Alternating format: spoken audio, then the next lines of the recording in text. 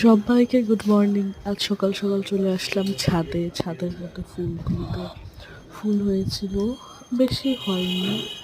এই যে একটা লক্ষ্মী জবা হয়েছিল নীলকণ্ঠ। আমি ঝুড়িটা রাখলাম, একে সবার আগে লক্ষ্মী জবাটা তুলে নিলাম। আর নীলকণ্ঠগুলো হয়েছিল, এটা বেশি হয়নি।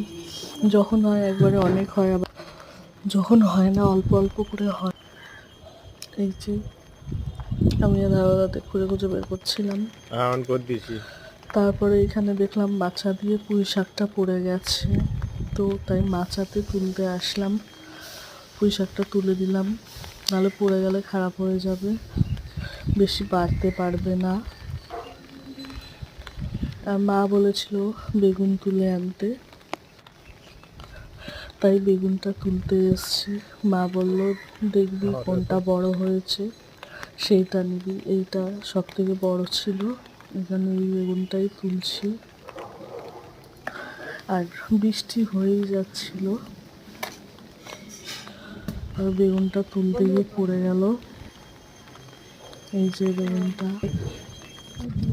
তারপরে আজ একটু পুদিনা পাতার শরবত খাবো বলে পুদিনা পাতা তুললাম। অনেক পুদিনা পাতা হয়েছে।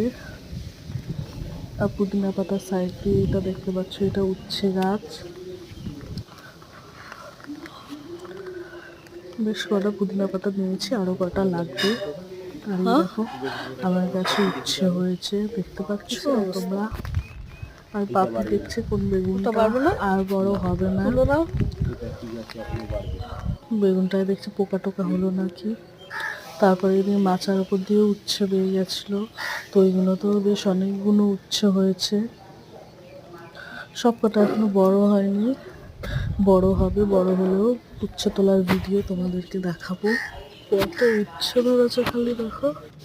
আর এই সাইড দিয়ে উচ্ছে হয়েছিল, কিন্তু এইগুলো দেশি উচ্ছে, এইগুলো বেশি লম্বা লম্বা হবে না, এগুলো গোল গোল হয়। চলো আজকের ভিডিওটা কেমন লাগলো সবাই কমেন্ট করো। আমার চ্যানেলে যারা যারা নতুন তারা আমার চ্যানেলটা সাবস্ক্রাইব করো, পাশের বেল আইকনটা ক্লিক করে দিও। আজকের জন্য টাটা, বাই বাই।